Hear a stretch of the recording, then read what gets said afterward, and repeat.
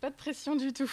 Alors, bonsoir à tous. Effectivement, je vais vous expliquer un petit peu, je vais vous raconter l'histoire de la vache qui rit en accentuant bien sûr cette histoire sur l'histoire de la publicité et de l'art graphique de la vache qui rit, parce qu'il y a une sacrée évolution depuis le tout début de notre histoire jusqu'à aujourd'hui. Donc, j'espère que vous allez apprécier. J'ai même mis un petit peu de vidéo, du son, on peut même chanter et tout. Donc, j'aime bien mettre l'ambiance. Si le son marche. La dernière fois, ça ne marchait pas, j'ai chanté moi. Alors, il était une fois, dans le Jura, un jeune homme qui s'appelle Jules Bel, qui est ici en photo avec sa femme Adèle. Alors oui, je sais, il n'est pas si jeune que ça sur la photo, mais c'est la seule qu'on a. Donc Jules Bel avait 22 ans en 1865, lorsqu'il décide de quitter sa ferme familiale pour devenir affineur de fromage. Alors, normalement, quand j'ai le temps, je demande est-ce que vous savez ce que c'est qu'un affineur et comment on fait le fromage dans le Jura? Là, je n'ai pas vraiment le temps de m'appesantir là-dessus. Donc, je vais partir du principe que vous savez tous comment on fait les fromages dans le Jura. Donc, c'est un métier nouveau à cette époque qui va ensuite arriver à la création du comté, le fameux fromage typique du Jura. Mais ce n'est pas notre sujet. Notre sujet va être plutôt de ce type-là. Alors, on est donc en 1865 au début de l'entreprise et on va avancer rapidement quelques décennies à la fin du 19e siècle. Jules Bel va laisser l'entreprise à ses deux garçons, donc en 1898, ses fils qui s'appellent Henri et Léon Bel. Donc l'entreprise qui s'appelait Jules Bel devient Bel Frère. Jusque-là, c'est assez cohérent. Et on a déjà un bel exemple. J'ai eu la chance de visiter le musée tout à l'heure de l'imprimerie. Donc, on a ici une belle gravure représentant les bâtiments de l'entreprise, ainsi que sur le côté, en bas à gauche, les magnifiques caves. Alors, l'avantage, comme c'est de la gravure, on peut un peu exagérer aussi. Les bâtiments ne sont pas forcément aussi impressionnants que ça en vrai, mais ce n'est pas très grave. Et donc, ici, vous avez un document un avis de passage d'un représentant de commerce. Au dos, il y a le bon de commande pour choisir son gruyère, son comté, la forme, la taille des trous, la couleur, etc. C'est très impressionnant. Donc nous sommes en 1899. L'entreprise a déménagé. Ici, on le voit à Lons-le-Saunier, puisque au tout départ, on était dans la petite montagne, dans un ancien couvent qui était transformé pour utiliser les caves pour faire de l'affinage. Lons-le-Saunier, pourquoi est-ce que l'entreprise s'est installée à Lons-le-Saunier ? Il y a deux raisons principales. On parlait du train tout de suite qui était direct. Bon, ben voilà, la raison, c'était le train, entre autres, puisque pour pouvoir envoyer ces fromages le plus vite possible, le plus loin possible, à une époque, et je vais peut-être le dire plusieurs fois, où on n'avait pas tellement d'électricité et certainement pas de frigo, les fromages n'aimaient pas trop le transport. Donc, ils n'arrivaient pas toujours en très bon état. Le train permet d'aller plus vite et donc d'avoir un peu moins de pertes. Alors, il n'y avait pas de grande ligne de chemin de fer qui allait jusqu'à Paris. Il n'y en avait pas à l'époque, il n'y en a toujours pas. Quand on habite à Lons-le-Saunier, on est un peu perdu. On peut venir à Lyon, il y a 1 ou 2 trains dans la journée direct, sinon il faut passer par Bourg. Mais effectivement, c'était une des raisons. Et d'ailleurs, sur la gravure, le bâtiment qu'on voit en haut à droite, c'est la gare. On est juste à côté. On était juste à côté, les bâtiments ne sont plus à l'entreprise. La deuxième raison aussi, c'est qu'à Lons-le-Saunier, il y a du sel, effectivement, vous avez compris mon petit indice. Il y a du sel, et pour affiner des fromages, il faut du sel. Donc, on va utiliser les sels des salines de Montmoreau, donc qui sont juste à côté de Lons. Les fromages viennent de partout dans la région. On va jusqu'en Suisse ou en Italie pour acheter des meules de fromage dans la montagne. En hiver, c'est à traîneau. Mais effectivement, autant les fromages viennent de partout, autant le sel vient d'une source unique à Lons-le-Saunier. Donc, c'est plus simple de se rapprocher de cette matière première. Donc, voilà un petit peu pour les débuts de l'entreprise. Alors, on est bien loin de notre sujet quand même. On va y arriver, ne vous inquiétez pas. L'un des deux frères, Léon Bel, retenez bien ce nom, c'est quelqu'un de très important chez nous, va reprendre l'entreprise quand son grand frère va décider que ça ne l'intéresse pas tellement. Et donc l'entreprise devient bien sûr la maison Léon Bel, gruyère en gros. Ici, vous avez une très jolie... Alors, comme je disais cet après-midi, je ne suis pas vraiment une spécialiste des types d'impression, des techniques, donc si certains sont plus doués que moi, mais on a cette magnifique illustration, je n'irai pas forcément beaucoup plus loin dans les détails techniques, du magasin d'emballage. Vous avez peut-être la surprise de voir que les fromages sont expédiés dans des tonneaux. Ah oui, dans le Jura, on fait tout dans les tonneaux. D'ailleurs, les caves, c'est les mêmes, des caves d'affinage, des caves de vin. c'est pareil. Et le nom des entreprises dans lesquelles, enfin des endroits dans lesquels on fait du vin ou du fromage, c'est le même nom, ça s'appelle des fruitières, dans tous les cas. Donc c'est pareil. On continue à faire du fromage très traditionnel, des meules, jusqu'à un événement très important, la Première Guerre mondiale. Léon Bel va être affecté à ce qu'on appelle le train des équipages militaires. Donc rien à voir avec le train pour le coup cette fois, c'est l'ensemble des sections de ravitaillement pour la guerre. Donc aussi bien la nourriture, les munitions, les hommes frais, mais aussi les sections sanitaires pour soigner les soldats. Donc Léon Bel va être dans ces régiments de ravitaillement.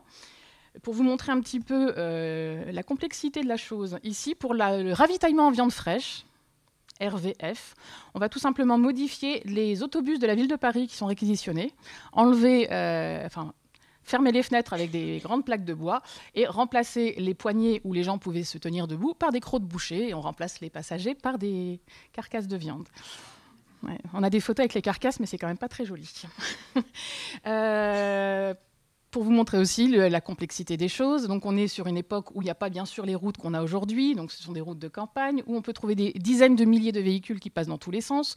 C'est un peu fait de briques et de broc, on est à moitié à cheval, moitié en automobile. Donc là, vous voyez nos magnifiques autobus de Paris à droite qui transportent la viande, fraîche ou pas. Non, il n'y a toujours pas de frigo. Et pour reconnaître les véhicules, on l'a vu sur cette image-là, il n'y a que le matricule sur le côté. Le RVF 164, section 3, B3, pardon, 164 634. Il y en a des dizaines de milliers comme ça. Donc pour pouvoir se reconnaître entre eux, les poilus ont eu une idée. On va mettre des dessins sur les véhicules. À l'époque, les insignes militaires n'existaient pas, et tout signe de reconnaissance était formellement interdit sur les véhicules. Mais forcément, en pleine guerre, interdire aux poilus de mettre un dessin sur un camion ou sur leur uniforme, c'était un peu compliqué.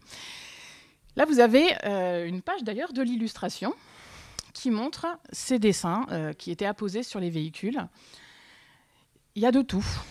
Certains dessins qui peuvent vous dire quelque chose, d'autres absolument rien.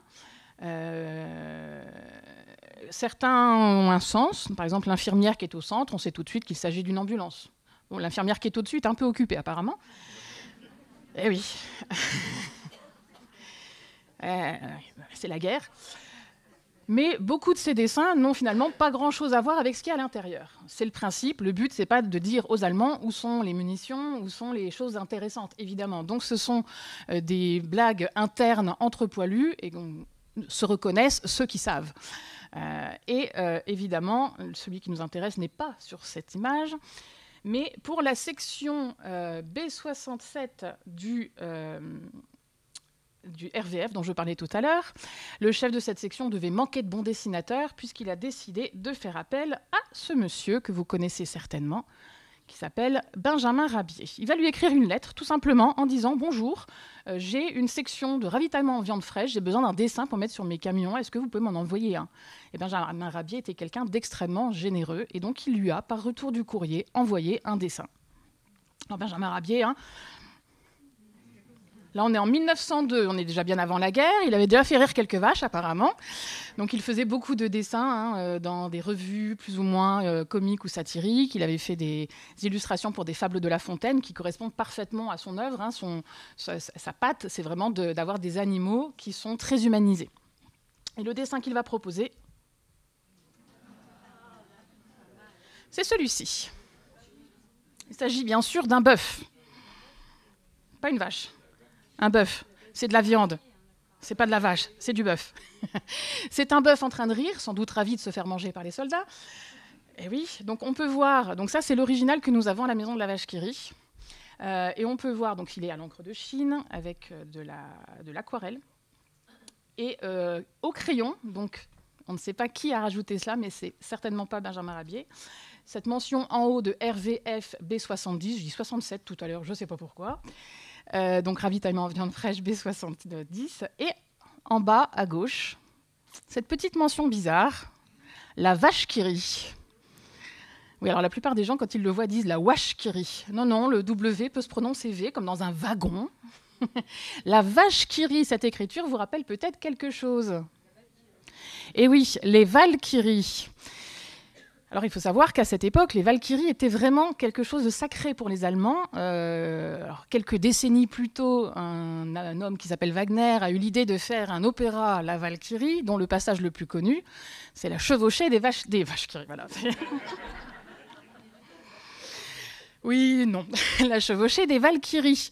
Et donc, c'est un personnage qui est très important dans la mythologie donc scandinave, mais qui est passé chez les Allemands. Alors, ceux qui ont fait allemand, vous avez sans doute étudié des morceaux d'œuvres mentionnant peut-être des Valkyries. Et donc, eux, ils ont la chance d'avoir des Valkyries, et nous, on a la vache qui rit en face. Donc, c'est un moyen très sympathique de se moquer des Allemands. Vous pouvez imaginer comme on aime raconter cette histoire à nos publics allemands à la maison de la vache qui rit. Ouais, ils n'aiment pas trop quand on dit ça. Donc ce dessin a été reproduit. Nous avons également cette plaque métallique, potentiellement un morceau de camion qui a été découpé après la guerre pour garder en souvenir le dessin. Donc c'était plutôt bien recopié, hein. Et ce dessin était donc appliqué sur les camions. Alors là, c'est un. Alors, est-ce que c'est l'original qui est apposé? Est-ce que c'est encore une copie? On ne sait pas trop. Ça s'est fait de manière assez organique, hein. C'était copié, copié, recopié sur tous les camions de la section. Donc voilà. Alors, j'aime bien dire que c'est l'ancêtre de la vache qui rit. Bon, c'est un bœuf. Alors, techniquement, il ne peut pas, mais c'est. Oui, je sais. C'est de l'humour vache qui rit, ça. Donc, voici un petit peu la genèse de notre vache. On va l'avancer un petit peu après la guerre. Il va se passer plusieurs choses. Il va y avoir une exposition, alors je n'ai pas grand-chose sur cette exposition, je n'ai pas d'image, de la galerie Georges Petit à Paris, qui va faire une exposition de tous ces insignes. Il va y avoir à peu près 200 insignes de guerre qui vont être rassemblés dans une galerie d'art pour faire comprendre aux gens un petit peu l'importance de l'art de la guerre. On est en 1919, donc c'est vraiment très très proche après la fin de la guerre. Et ils vont faire un concours et demander aux visiteurs de la galerie de choisir leur dessin préféré. La vache qui rit arrive 3e. C'est déjà pas mal. Et ensuite, il va y avoir des partitions qui vont être éditées avec La Vache qui rit, l'écriture en allemand, mais aussi l'écriture en français. C'est une partition d'un foxtrot qui n'a pas eu beaucoup de succès à l'entre-deux-guerres, malheureusement. Léon Bel va retourner à Lons-le-Saunier après la guerre. Il retrouve une entreprise qui n'est pas dans un très très bon état. Parce que, alors moi j'aime bien résumer en disant que l'entreprise a les caves pleines, mais les poches vides. En gros, on a pu continuer à acheter du fromage, ça c'était pas trop difficile, mais la vente a été bien freinée par la guerre. Donc il va falloir trouver, le moyen d'utiliser rapidement le fromage, parce que je vais vous donner un secret, au bout d'un moment, c'est plus de l'affinage. Sauf si on fait du parmesan éventuellement, c'est bien costaud. Et puis l'autre chose, c'est qu'il va falloir renflouer les caisses assez rapidement. Et là, Léon Bel va découvrir que pendant la guerre, une famille suisse s'est installée à Dole, c'est pas très très loin de Lons-le-Saunier, c'est l'autre ville de Lons-le-Saunier. Et ce sont les frères Graff qui, pendant la guerre, ont amené et ont commencé la production dans une usine d'un nouveau type de fromage qui s'appelle le fromage fondu. Qu'est-ce que le fromage fondu, messieurs, dames? C'est la réponse suisse à un problème de conservation des fromages. Je vous le disais, pas de frigo, à peine de l'électricité par endroit. Comment conserver les fromages? Toutes sortes de fromages. Pour les meules, les Suisses vont bien sûr avoir l'idée de faire une fondue. C'est le principe. C'est de la fondue mise en boîte. C'est très simplifié, évidemment, c'est un peu plus compliqué que ça scientifiquement. Il va falloir découvrir comment faire une fondue sans alcool. Donc les sels de fonte vont remplacer le vin. Ouais. Il n'y a pas de vin dans la vache qui rit, je vous le dis tout de suite. Ça marcherait moins bien pour les enfants sinon. Mais effectivement, on va remplacer le vin par des sels de fonte, ce qui va permettre d'avoir un produit qui se vend et qui se conserve très longtemps. Léon Bel va s'associer avec un des frères Graff et lancer son propre atelier, qui est ici en photo. Et cet atelier, si vous venez un jour à Lons-le-Saunier, vous aurez peut-être la chance de le voir, puisqu'aujourd'hui, c'est la maison de la vache qui rit. Ouais, c'est plus facile à dire quand les gens sont dedans. Vous connaissez tous ce bâtiment. Ça ressemble encore pas mal, sauf que le bâtiment de droite a été remplacé par un bâtiment beaucoup plus moderne aujourd'hui. Donc, dans cet atelier qui s'appelle l'atelier de l'Aubépin, Léon Bel va lancer son propre fromage fondu, auquel il va donner un nom un petit peu original. Les fromages de l'époque, et là j'ai épluché les dépôts de marque, ont des noms très bateaux, généralement c'est le nom du fabricant. Quand on essaie d'être original, c'est le meilleur, le parfait, le merveilleux, la vache qui rit. Ah oui, tout de suite, ça claque un petit peu plus. Et voici la toute première vache qui rit. Donc ici, il s'agit du document de dépôt de marque au tribunal de commerce de Lons-le-Saunier. Nous sommes le 16 avril 1921, exactement. Donc la vache qui rit, cette année, va fêter ses 104 ans. Eh oui. Eh oui. Vous allez le voir au fur et à mesure de notre présentation. Plus elle vieillit, plus elle rajeunit. En tout cas, voici à quoi ressemblait la première vache qui rit. Et j'ai le plaisir, messieurs, mesdames lyonnais, de vous dire que ce dessin vient d'une imprimerie lyonnaise. L'imprimerie Rambose, dont personne visiblement n'a entendu parler. Il n'en reste aucune trace. Si vous connaissez cette imprimerie, venez me voir à la fin. Ça m'intéresse, je n'ai aucune info. Donc voilà le dessin d'origine qui va bien sûr être reproduit sur les premières boîtes de vache qui rit. Ah oui. Alors c'est vrai que la première fois, ça choque un peu. Il s'agissait tout simplement d'une boîte de conserve, des boîtes en métal dans lesquelles le fromage, une fois fondu chaud, était coulé. Et c'est le même principe que les confitures. On met le fromage chaud à l'intérieur, ça va stériliser la boîte. On ferme de manière parfaitement hermétique. Et à partir de là, on peut conserver la boîte jusqu'à ce qu'elle gonfle. Pas de date limite à l'époque. On est habitué à toutes ces petites choses maintenant, mais il n'y avait pas de date limite, donc tant que ce n'était pas gonflé, ça pouvait se manger. Le dessin est très différent de ce qu'on connaît aujourd'hui. Il s'agit d'une vache à 4 pattes, derrière sa barrière qui porte son nom. On la voit bien en entier, donc on sait bien qu'il s'agit d'une vache. Et pas un bœuf, oui, non, pas un bœuf. Une vache qui fait du bon lait pour faire du bon fromage. Alors, 100 ans plus tard, les messages de naturalité que l'on cherche à montrer n'ont pas beaucoup changé dans l'entreprise. La mention fromage moderne, pendant un temps, il s'est beaucoup dit que c'était le premier nom de la vache qui rit. Non, c'était la première appellation. On ne savait pas comment appeler ce type de fromage. Un camembert, c'est un camembert, quel que soit le nom du fabricant. Mais là, comment on appelle ce truc? Donc, fromage moderne, on va faire d'autres tentatives qu'on va voir après. Je vous ferai juste une petite remarque. Vous voyez la bande noire qu'il y a tout autour de la boîte? Il est écrit, fromage extra fin sans croûte en 5 langues. Oui, il avait de l'ambition, Monsieur Bell. Visiblement, il ne s'est pas trompé aujourd'hui. 5 langues, c'est rien. Mais c'était des boîtes extrêmement chargées, beaucoup de textes. Alors là, on ne voit pas très très bien, la définition n'est pas suffisante. Le texte qui est sur le dos de la vache, qui est derrière elle, notre vache nous explique qu'il n'est rien de donner son lait lorsqu'on le sait bien employer. Ouais. Donc beaucoup de mentions qu'on retrouve également sur les objets publicitaires qui vont avec. Donc ici une plaque pas émaillée. Alors les plaques émaillées vache qui rit, il n'y en a pas des masses. Les collectionneurs de plaques émaillées sont toujours très déçus. Donc ça c'est juste une tôle. Donc vous voyez encore une fois toujours bien chargé.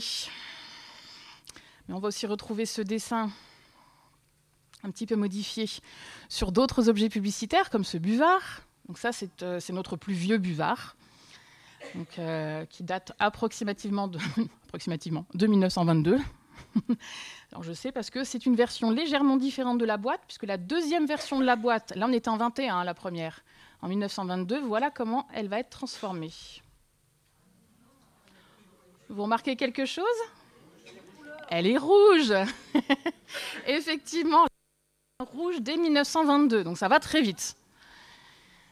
Ça va très très vite. Bon, alors, on a lancé un produit avec sa boîte de conserve qui marche super bien, parce que le nom se démarque des autres. C'est le principe d'une marque, il faut se démarquer, ça marche. Le dessin, oui, plus ou moins sympathique, mais ça marche bien aussi auprès du public. Résultat, la famille Bell va avoir un petit problème. En 1923, ils n'arrivent pas à produire assez pour toute la demande. Ouais, on aime bien ce genre de problème quand même. Donc il va falloir accélérer la production. Léon Bell décide de devenir officiellement un industriel de l'agroalimentaire. À l'époque, ça fait bien. Aujourd'hui, c'est un petit peu moins charmant, évidemment. On va installer des machines pour remplir les ateliers, pour aller plus vite, mais ce ne sont pas n'importe quelles machines, ce sont les premières machines à portions. On est en 1924. La vache qui rit quitte sa boîte métallique pour passer à la petite portion triangulaire, enveloppée dans du papier d'étain. On est vraiment qu'au tout début du papier alu, donc c'est de l'étain à l'origine. Ah oui. Si quelqu'un a gardé toutes ses portions, aujourd'hui, il est riche. Hein. Je vous dis. Eh oui, on n'en a même pas une seule dans les collections, je vous le dis aussi. Pas une seule portion n'est arrivée jusqu'à nous. Mais effectivement, papier d'étain avec une boîte ronde en carton sur laquelle est collée une étiquette avec la vache qui rit. Les toutes premières, et nous n'en avons pas non plus dans les collections, étaient avec cette vache que vous venez de découvrir à 4 pattes. Sauf qu'en même temps, Léon Bell, il se dit, pouf, elle est quand même pas très belle, ma vache, hein. Ce serait bien de la changer. Alors, il paraît qu'il va faire appel à des dessinateurs pour lui faire une vache qui rit. Sauf que, apparemment, c'est très difficile de faire rire une vache. Il n'y en a qu'un qui va y arriver. Benjamin Rabier, toujours lui, va proposer une nouvelle vache. Pas tout à fait celle-ci. C'est pas exactement ça au tout départ. Il lui manquera quelques détails sur le dessin d'origine. Donc Benjamin Rabier propose une tête de vache. Si vous regardez cette tête de vache, elle est très humanisée.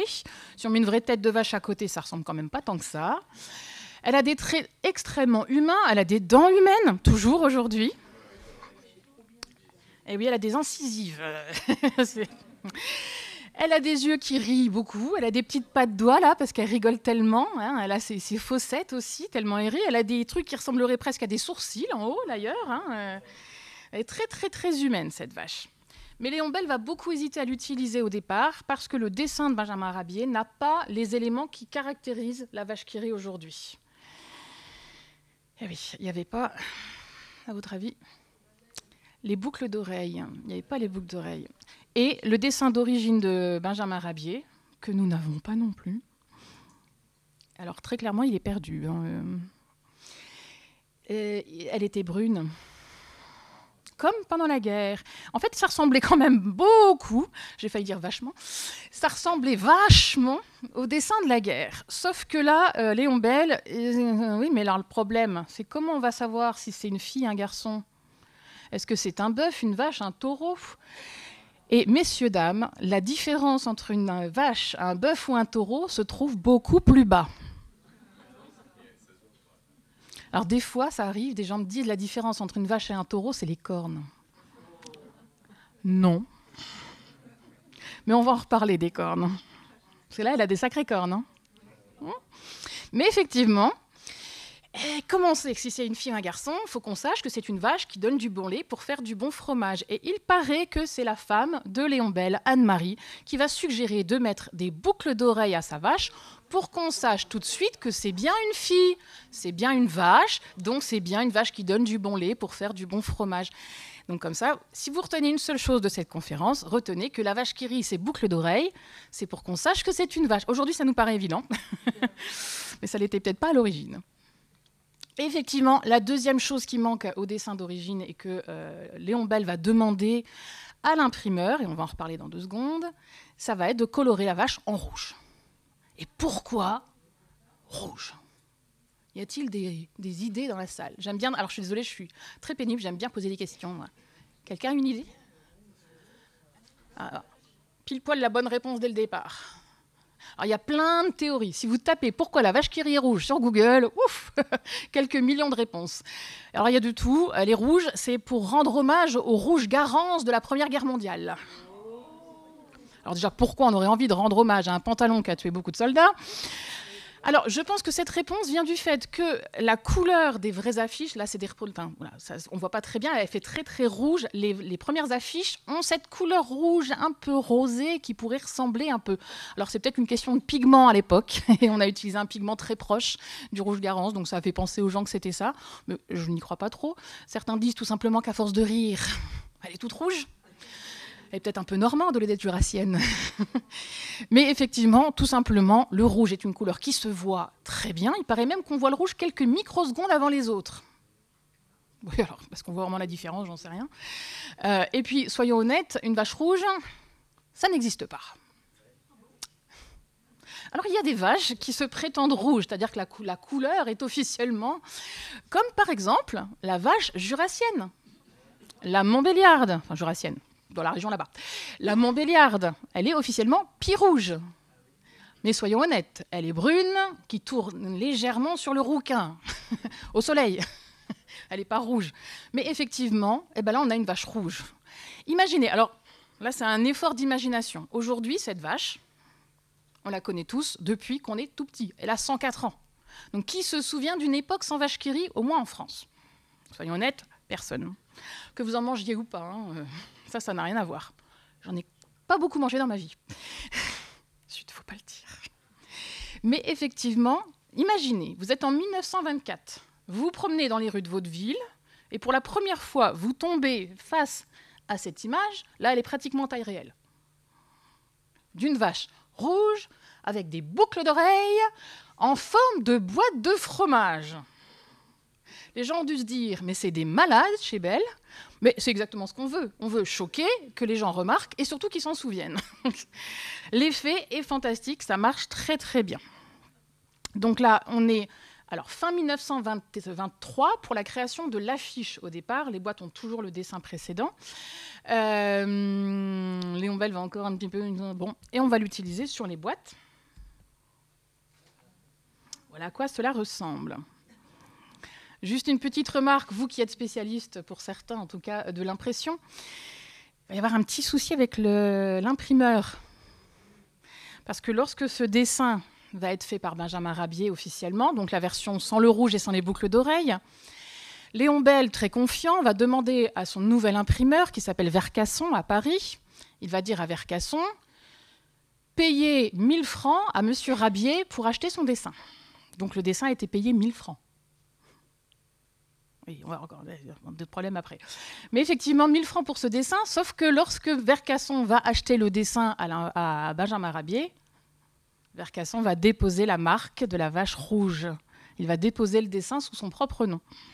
Il ne va jamais rien faire avec. Et Léon Belle va déposer le nouveau logo de sa marque également, en même temps, à quelques jours près, mais après.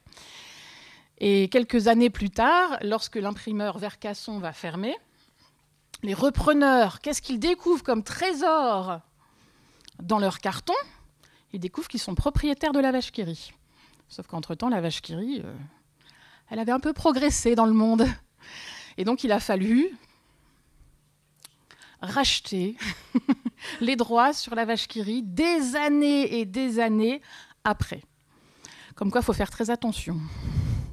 Mais Léon Belle était un très très grand publiciste, un bon homme d'affaires dans l'ensemble, mais pas toujours très doué sur le dépôt de ses marques. En tout cas, dessin utilisé sur les boîtes. Donc là, c'est tout simplement la boîte ronde en carton, toute simple, avec l'étiquette par-dessus. On va utiliser le même dessin sur les étiquettes, sur les meules de comté. Donc ça aussi, c'est un bel objet. Et puis sur les objets publicitaires, comme la plaque. Alors c'est la reproduction parfaitement identique de notre dessin de tout à l'heure. Vous remarquerez d'ailleurs un détail intéressant, c'est que sur cette boîte, à l'arrière-plan, vous avez un magnifique paysage jurassien. Je vous avoue, quand je suis arrivée dans le Jura, je me suis demandé pourquoi derrière la vache qui rit, ils avaient mis le même dessin que les bonbons La Vosgienne. Ça se ressemble un peu quand même. Après les Vosges, le Jura, depuis la Normandie, c'est la même chose. Mais effectivement, le paysage jurassien, retenez-le, parce qu'on va en reparler. Alors après, il y aura quelques déclinaisons de notre tête de vache qui rit. Et vous le savez, à l'époque, c'était pas comme aujourd'hui. Aujourd'hui, fichier numérique, on reproduit la même chose partout. Là, c'était des choses qui étaient refaites à la main. Il y avait des graveurs, il y avait des dessinateurs, il y avait beaucoup d'artisans qui passaient par là pour reproduire encore et encore sur différents objets. Donc parfois, elle change un petit peu de tête. Et puis tout à fait la même. Ouais, j'ai pire les collections. Et la difficulté quand elles ont vraiment des têtes bizarres, c'est de savoir si c'est des vraies ou des fausses. Est-ce que c'est pas un faux pour le coup? Et le faussaire n'était pas très bon. Mais non, les objets d'origine étaient aussi parfois avec des dessins un petit peu déformés. Il va y avoir aussi un dessin assez sympathique à la fin des années 20. Oh, pardon, j'ai été trop vite. Une rencontre impromptue lors d'un dîner mondain chez Monsieur et Madame Belle entre Benjamin Rabier et Francisque Poulbeau, qui vont, au cours de ce dessin, créer cette petite merveille, donc avec la vache Rabier et le petit Poulbeau qui tient sa boîte de vache qui rit. Donc ça, c'est un beau dessin dont nous avons l'original. Et suite à ce dîner, une petite collaboration pour créer des petits objets publicitaires. Il va y avoir une petite série de factures publicitaires avec des dessins soit de Rabier, soit de Poulbeau. Donc il y a une petite dizaine, 4-5 de chaque à peu près. Si on continue dans notre histoire, avec tout ça, toute cette publicité, eh ben, Bell va avoir un problème. Ils n'arrivent pas à produire assez de vaches qui rient pour tout le monde. Ça fait 2 fois. On est en 1925. Ça va très vite, hein. Donc, résultat, Léon Bell décide de quitter son atelier pour créer une usine ultra moderne. Eh oui. Alors, encore une fois, petite exagération du graveur, du dessinateur. Là, elle a l'air beaucoup plus grande qu'elle ne l'est en vrai. Hein. Oui, non, c'est pas si grand que ça en vrai. Mais voici l'usine de la vache qui rit. Elle a été créée en 1925, inaugurée en 1926. L'année prochaine, on fêtera les 100 ans de cette usine. Usine ultra moderne avec toutes les dernières technologies pour la fonte, pour les fameuses machines à portions plus perfectionnées qui vont plus vite. Les laboratoires pour tout tester, vérifier que tout va bien, les dernières méthodes et tout, tout ça. Et le bureau de la publicité. Innovation. À côté du bureau de M. Bell, il va créer le bureau de la pub. Alors, premier service marketing de l'entreprise, à une époque où le marketing n'existe pas trop. On ne fait pas de la pub, on fait de la réclame. Parce que, alors vous connaissez l'origine du mot réclame. Hein, ce n'est pas un mot très positif à l'origine. On réclame l'attention du chaland, comme la poissonnière sur son marché. Donc la réclame, c'était pas joli pour les Français. On n'aime pas ça, la pub. Hein. On dit que les produits vont se vendre tout seuls s'ils sont bons, mais c'est sans compter la révolution industrielle, la concurrence qui va de plus en plus loin, les transports, etc., etc. Le bureau de la publicité va compter une douzaine de personnes pour faire la pub de l'entreprise, enfin de la marque La Vache qui rit, avec un budget annuel qui est l'équivalent du budget de construction de l'usine, machine incluse. Alors, j'adore dire ça au service marketing d'aujourd'hui parce qu'ils pleurent. Mais ils ont un budget énorme, hein. Mais c'est jamais assez. Et ce bureau de la publicité en interne va vraiment s'occuper de la déclinaison sur tout support de cette tête de vache qui rit. Quand je vous dis que des fois, elle est un peu déformée. Hein. Alors, beaucoup de textes, hein, évidemment, sur les premières publicités. Là, on est sur de la publicité dans les journaux.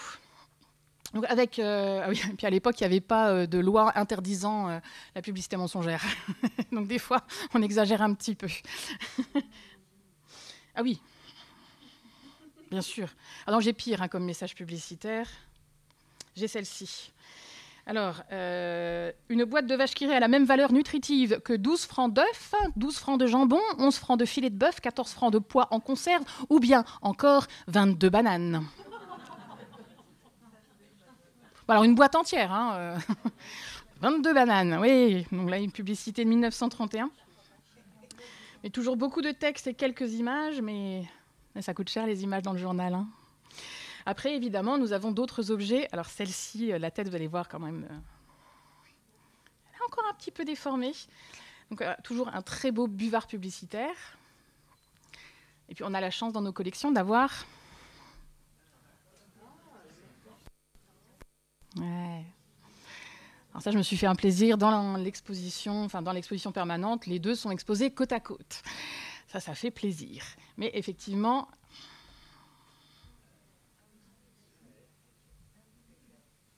ouais.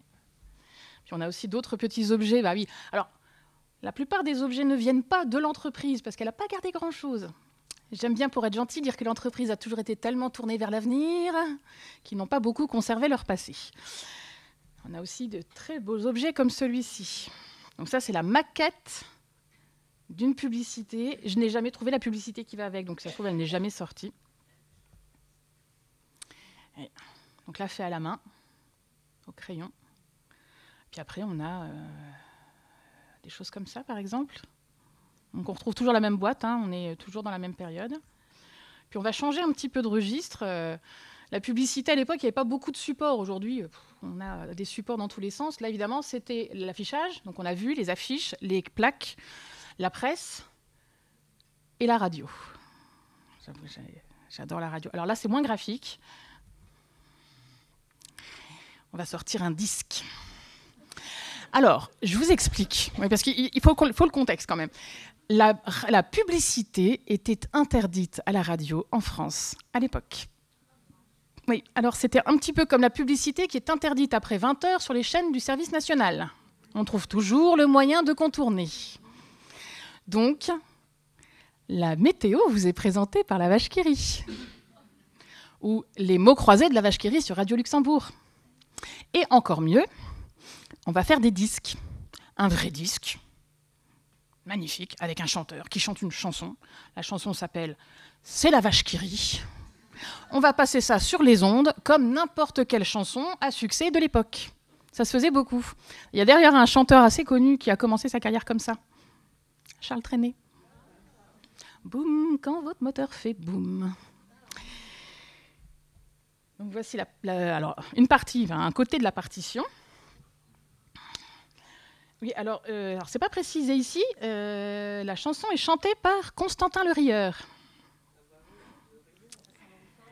Alors attention, on va voir si le son fonctionne. Le son ne fonctionne pas. Ah, ça c'est... Ouais. C'est pas prévu de chanter aujourd'hui. Mais je peux le faire. Alors c'est beaucoup moins drôle quand même sans la chanson, enfin sans le son. Pourquoi le son ne fonctionne pas? J'aurais pas dû plaisanter tout à l'heure en disant que ma première conférence, le son ne marchait pas, j'ai dû chanter. Bon ben je vais chanter. J'ai de la chance. Ah, oui. Donc en tout cas... Comment ça commence? De toutes les vaches, de toutes les génisses, des pays bretons ou berrichons, de la Normandie, du Jura, de la Suisse, celle qui nous fait le meilleur lait, celle dont on... je sais plus, c'est trop petit pour que je lise. Dont on remarque l'image sur les grands boulevards, dans le métro, qui, mesdames, nous donne du bon fromage, qu'on, je sais plus quoi, partout, en tout petits morceaux. Oh, oh, oh, c'est la vache qui rit, hi, hi, c'est la vache qui rit, hi, hi, pour la plus grande joie de tout le pays. Je ne continuerai pas, voilà.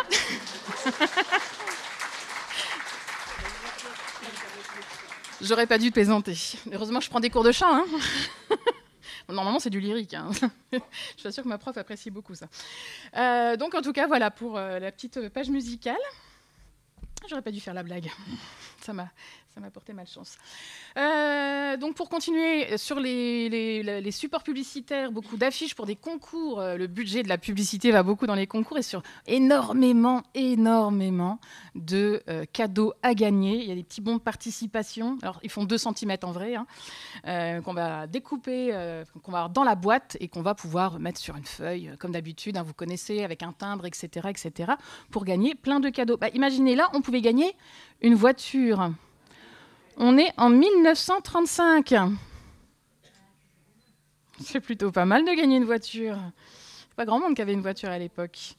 Et puis après, vous allez avoir aussi les images de la vache qui rit. Alors ça, vous connaissez peut-être. Dans les boîtes de vache qui rit, on va mettre des images. Alors ça commence en 1931 avec les premières images. C'est la même chose que dans les chocolats, effectivement. Tout à fait. Donc vous allez avoir, alors ça c'est une publicité qui en plus vous explique que si vous collectionnez les images, donc si vous êtes un bon consommateur, hein, soyons clairs, et que vous renvoyez, alors il faut renvoyer des séries complètes, des séries incomplètes, etc. Il y a des tas de critères comme ça, et vous renvoyez vos images à l'usine, parce que c'est l'usine qui va gérer, et on va vous envoyer des cadeaux qui valent jusqu'à 1 million. Pour ceux qui connaissent, les cadeaux, il y a de tout. Ça va être les meubles, la chambre à coucher complète avec le pont, vous savez, le vélo, l'appareil photo pour un enfant dans les années 30. En fait, tout le catalogue de la manufacture de Saint-Étienne, pour ceux qui connaissent, ou presque, sauf les fusils. Mais sinon, il y a énormément de cadeaux disponibles, des montres, des services à vaisselle, 135 pièces, dont on ne sait même pas à quoi ça sert. Enfin, tout ça, c'était des cadeaux qui étaient possibles de gagner avec les images de la vache qui rit. Images que l'on pouvait collecter dans des albums exprès pour. L'album était bien sûr offert aux meilleurs clients chez votre détaillant, l'épicier, le crémier, ou par l'instituteur aux bons élèves qui avaient collectionné les images comme bon point. Et oui, pour ceux qui ont connu ça. Donc les images pouvaient se mettre à l'intérieur des albums. Évidemment, au départ, il ne s'agit bien sûr pas d'images autocollantes. Mais aujourd'hui, enfin non, aujourd'hui, pardon, il n'y a plus rien dans les boîtes de vache qui rit. Mais plus tard, bien sûr, ce seront des autocollants avec un partenariat avec les images Panini, des petits albums Panini exprès pour la vache qui rit, etc. Bah là, ici, par exemple, vous avez quelques exemples de ces cadeaux que l'on pouvait gagner. Donc si on avance, parce que je prends trop de temps et que je ne vais jamais finir à ce rythme-là, beaucoup d'objets dérivés, beaucoup d'objets en carton, de très jolies impressions, encore une fois, de très jolis objets, avec des jolies polices de caractère d'ailleurs, que l'on trouvait, par exemple, ce jeu de cartes, il fait grand comme ça. Donc, il rentre dans la boîte de vache qui rit. Donc c'est un mini jeu de cartes. Ou alors, vous avez un puzzle dans la boîte de vache qui rit qu'il va falloir reconstituer. Ou dans les cadeaux à gagner, il y a ce petit kit de la laitière. Les gens disent une dinette. Ah non, c'est un kit de la laitière. La vache qui rit fera beaucoup de publicité aussi au début du Tour de France, par exemple. Donc ça, c'était un grand moment, le Tour de France. Et d'ailleurs, depuis 2024, la vache qui rit est de retour sur le Tour de France après plus de 10 ans d'absence. Ouais. On ne pouvait pas laisser toute la gloire à Cochonou.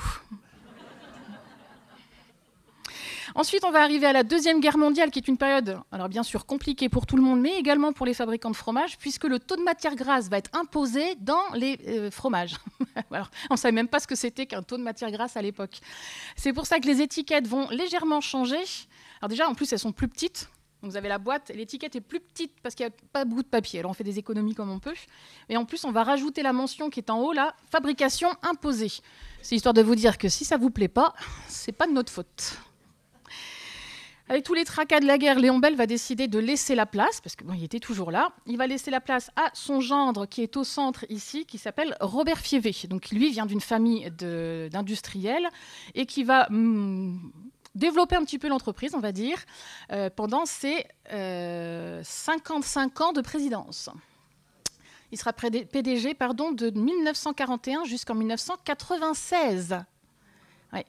Alors, théoriquement, son fils, que vous voyez à droite, ici, le beau jeune homme, là, aurait dû prendre la relève. Malheureusement, dans les années 70, il est décédé dans un accident, donc pas d'héritier direct. Alors, évidemment, il y avait bien des filles, mais on n'était pas prêts. On n'était pas prêts. Donc, ça va passer de gendre en gendre, pour être tout à fait honnête, jusqu'à l'arrivée en 2009, le jour de l'inauguration de la Maison de la Vache qui rit, de Monsieur Antoine Fievé, donc le fils de Robert... Comment j'ai dit qu'il s'appelait, lui ? Ah ben là, j'ai un trou. Non, mais ça va pas, ça. Claude. Le fils de Claude, petit-fils de Robert, arrière-petit-fils de Léon et arrière-arrière-petit-fils de Jules. Donc c'est toujours aujourd'hui le président de l'entreprise. La différence, c'est que depuis 3 ans, il a laissé la direction générale de l'entreprise à une femme. Donc aujourd'hui, c'est une femme, Cécile Belliot, qui dirige l'entreprise avec la présidence de monsieur Antoine Fievé. Bon, revenons en arrière. Voilà, je pars dans tous les sens. Après la guerre, on va modifier l'étiquette.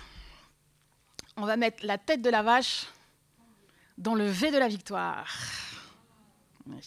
Alors oui, pendant la guerre, ou jusqu'à la fin de la guerre, on va aussi avoir le V pendant un temps, avec Tendrébon écrit en gros, vache qui rit écrit en tout petit, parce que c'est plus tout à fait de la vache qui rit, vu la recette, qui est quand même très allégée. On fait un fromage de régime, puisque les directives du gouvernement de Vichy vont imposer de descendre à 10% de matière grasse. Alors, on estime qu'avant la guerre, on devait être environ à 40% de matière grasse.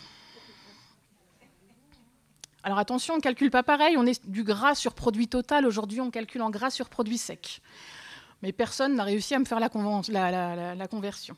En tout cas, donc nouvelle étiquette, beaucoup plus simple quelque part. On devient un petit peu plus sobre, avec la tête de la vache qui rit, donc dans son V de la victoire. On retrouve encore un petit peu le paysage jurassien derrière, un peu stylisé, un petit peu avec le nom de la vache qui rit dans une nouvelle police également. Et puis le rond autour, là, la couleur verte, c'est pour indiquer que c'est 8 portions. Et vous avez une couleur différente selon le nombre de portions, parce qu'on va développer des boîtes de 6, 8, 12 et entiers. Donc vous avez des boîtes avec une portion unique qui va se conserver jusque dans les années 70. Alors, après la guerre, par contre, malheureusement, mauvaise nouvelle, le bureau de la publicité va être fermé par monsieur Robert Fievé, qui va décider de faire les choses à l'américaine, on va embaucher des agences de communication, des agences de pub. C'est la grande nouveauté. Et une des premières agences qui va être embauchée, c'est l'agence Chavannes de Paris. Et on va commencer à avoir pas mal de publicités. Alors là, ici, j'aime bien celle-là parce que ça montre un petit peu les différents produits de l'entreprise, parce qu'il n'y a bien sûr pas que la vache qui rit. Et là, vous avez le Bombel, le petit Bombel, le Bel et Dame, le Babybel, le Dauphinois, le Beurre-Bel, le Gruyère-Bel. Vous avez aussi le Gouda-Bel, le Bleu-Bel, le Roblo-Bel. En fait, à partir du moment où il y a un fromage qui existe, on va tenter de faire une version belle. Ah oui, d'un coup, on a vachement de lait après la guerre. Alors, on va développer plein de produits. Mais plein d'images, avec toujours des superbes publicités comme ici.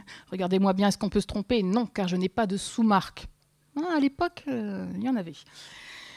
Avec des illustrateurs connus qui vont commencer à faire de jolis dessins pour la vache qui rit sur des supports divers et variés. Par exemple, ici, vous avez sur des protège-cahiers, donc avec Hervé Baye qui va faire ce dessin.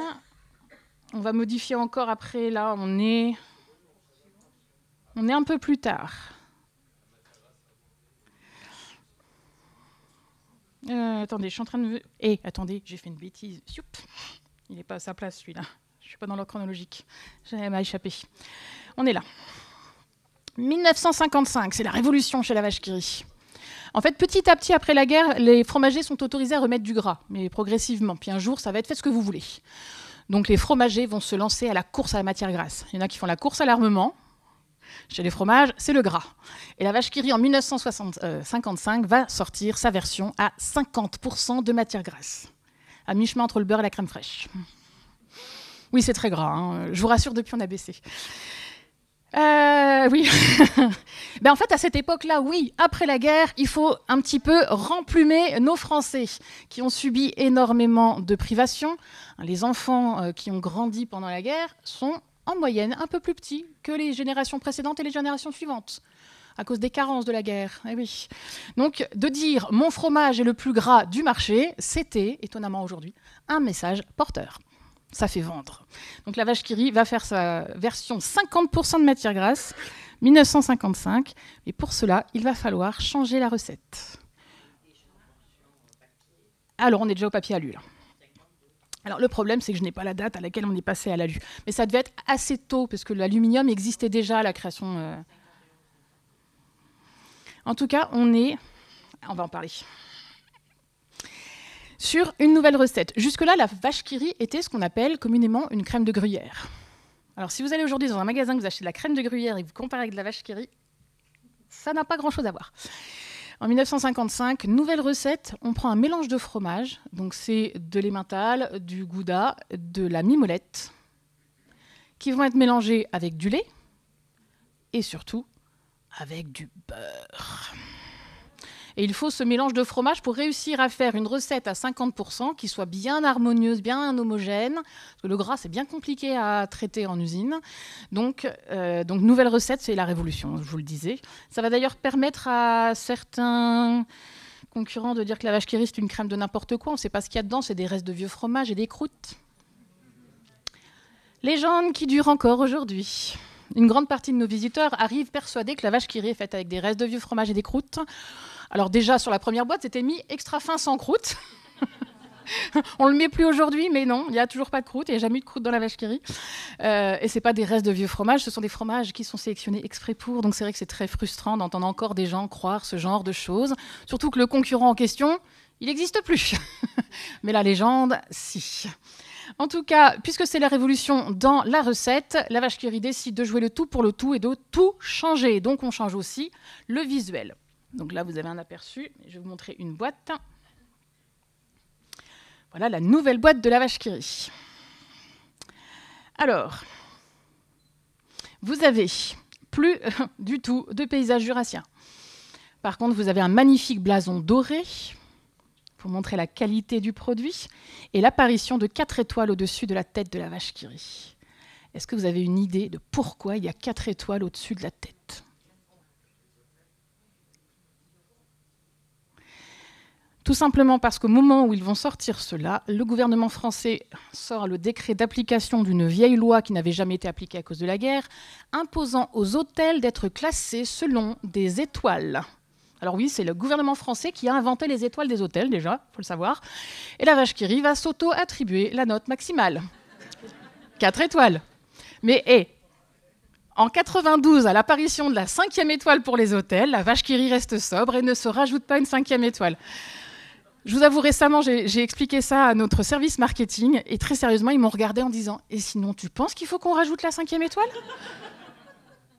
Non. Non. Non, il n'y a pas de place en plus. Et puis alors là, je pense que ça ferait couler l'encre. Hein. Pourquoi ? Donc l'apparition de ces étoiles et aussi l'apparition de la bande de garantie bleue et blanche à rayures tout autour de la boîte de la vache qui rit. Il y avait déjà une bande de garantie. Le petit fil que l'on ouvre existait depuis la première boîte en carton, mais maintenant, il existait déjà. Mais maintenant, il va être à rayures bleues et blanches, puisque bleu, blanc, rouge. Après la guerre, c'est important de montrer qu'on est patriote. Ah oui. Ah, vous aviez jamais vu que la vache qui rit, c'était les couleurs de la France. Hein. Et petit détail qui ne se voit pas dans ces images, et je n'ai pas de portion pour vous montrer de l'époque, c'est l'époque où on va inventer ce qu'on appelle le tire-sel. C'est le petit fil rouge qui vous permet d'ouvrir la portion.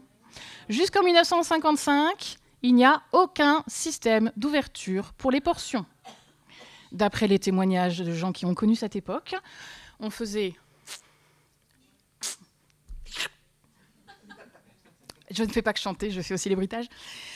Effectivement, c'était pas forcément très pratique. Ça se mangeait comme un berlingot, m'a-t-on dit. Oui. Pour tartiner, c'est pas top. Mais effectivement, en 1955, ils vont inventer un système d'ouverture, mais attention, donc sous la portion, à l'opposé de l'étiquette, c'est une ficelle unique qui coupe la portion en deux.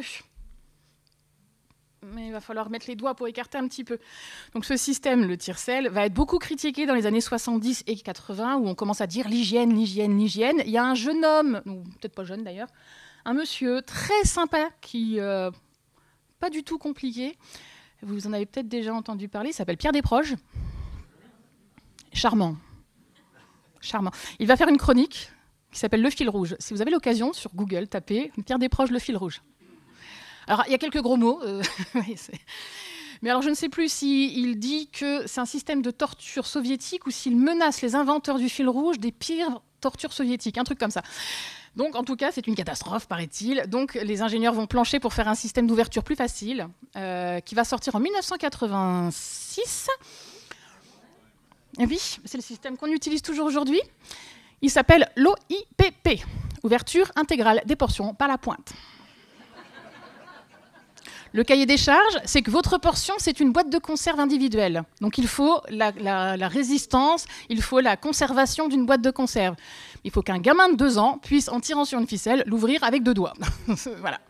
C'était le challenge. Donc il y a eu 10 ans de recherche des ingénieurs qui vont proposer plusieurs possibilités. C'est l'OIPP qui va être choisi, ce que l'on connaît aujourd'hui. Donc avec une petite bout de ficelle qui va ouvrir la portion comme une fleur. Si ça ne marche pas, n'hésitez pas à contacter le service consommateur. Des fois, il y a des petits problèmes. Mais effectivement, c'est toujours ce système qui, d'ailleurs, va gagner l'Oscar de l'emballage. Vous ne saviez même pas que ça existait non plus, ça. L'Oscar de l'emballage qui va être gagné donc, par l'OIPP en 1987 et ensuite par le Pic et Croc en 1995. Oui, je l'ai dans les collections. Alors, des fois, je fais des petits discours avec l'Oscar, c'est cool. Donc, en tout cas, la révolution de 1955, et on en a parlé tout à l'heure, la particularité de cette boîte, c'est qu'en la découpant d'une certaine façon, on a la tête du général de Gaulle. C'est pas fait exprès, je vous le jure. C'est absolument pas fait exprès. Quelqu'un a découvert qu'en suivant l'oreille par-ci, l'œil par-là, une courbe du menton, etc., on avait la tête du général de Gaulle. Ça fait partie du top 5 des questions qu'on pose à la maison de la vache qui rit. Vous avez la tête du général de Gaulle ? Oui, on a la tête du général de Gaulle. Mais c'est vraiment pas fait exprès. Hein. Ouais. C'est la petite anecdote sympa. Donc en tout cas, on continue avec beaucoup de publicité avec des superbes affichistes. Encore ici, Hervé Baye, qui va nous faire une vache qui rit en train de manger. De la vache qui rit. Côté un peu cannibale quand même. Vous remarquerez aussi un verre de vin. Hein. Aujourd'hui, c'est plus possible. On est pratiquement à du pain, du vin, du boursin là. D'ailleurs, on va racheter boursin quelques années plus tard. Décliné aussi dans la presse. Donc là, on n'a plus la couleur, évidemment, mais toujours les mêmes dessins, plus ou moins réussis, plus ou moins détournés, déformés, effectivement, avec notre vache qui rit, toujours 50%, c'est très important. Hein. Eh oui. C'est aussi important de rappeler les magnifiques fromages et produits très naturels qu'il y a à l'intérieur de la vache qui rit. Donc là, vous avez la boîte de vache qui rit, d'où sortent les ingrédients. Hein, toujours le même message, c'est très, très important. Donc celle-ci est d'Hervé Morvan. Alors là, on change un petit peu de genre quand même. Je vous avoue, sur nos grandes affiches, c'est peut-être celle que j'aime le moins. Ouais, elle a moins de charme. Vous regarderez attentivement la tête de la vache qui rit en bas. Elle n'est pas un peu différente? Vous la voyez pas? Je suis devant.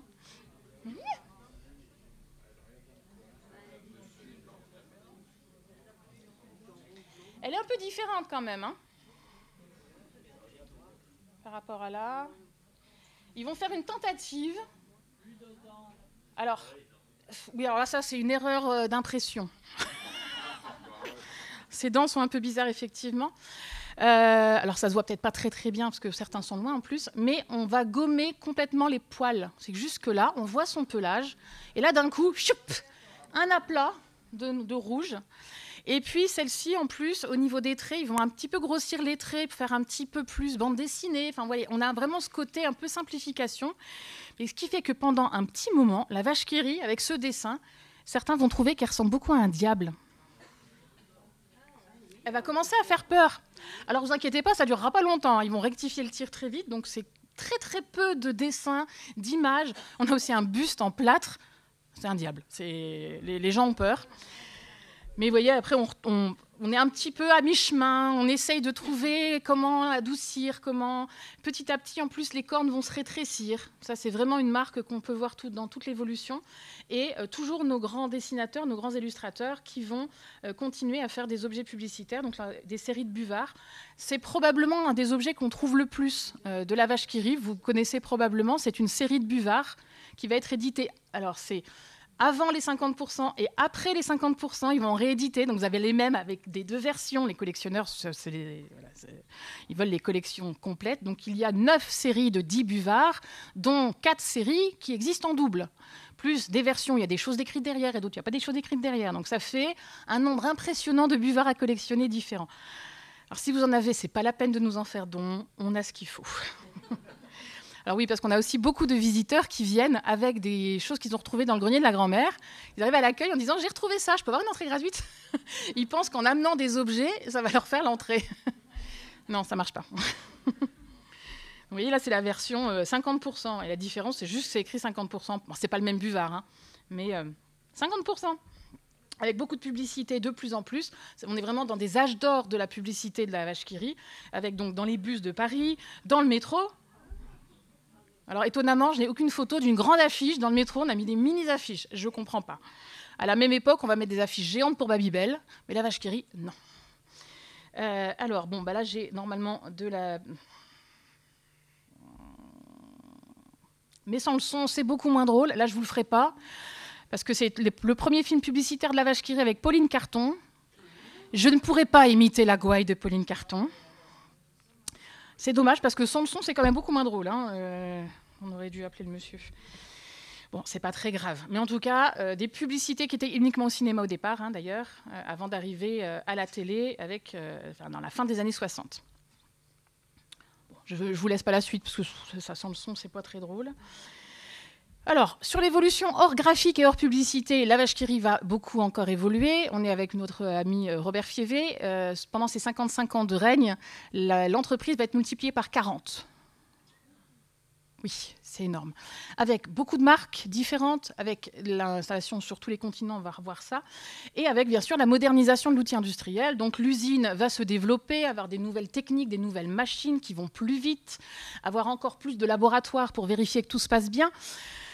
Un petit dessin qui est sympathique pour vous expliquer l'évolution. En 1950, pour faire une tour Eiffel de vache qui rit. Oui, je sais, ça ne tiendrait pas debout, mais c'est pas grave. Il fallait 6 heures de production. En 1962, il ne faut plus qu'1 heure et demie. Donc on va multiplier par 4 la vitesse de production. Alors, comment on fait? Les machines vont 2 fois plus vite. Puis on a triché. En 1960, Bell a acheté l'usine des frères Graff à Dole. Donc 2 outils, donc on va 2 fois plus vite, effectivement. Aujourd'hui, pour faire cette tour, à votre avis? Non, peut-être pas. Vous avez dit? C'est pas loin. On est à 12 minutes pour faire la même tour. Évidemment, alors les machines, bizarrement, ne vont pas beaucoup plus vite. Elles sont plus précises surtout, mais elles ne vont pas beaucoup plus vite. Par contre, aujourd'hui, nous avons 15 usines de vaches qui rient à travers le monde.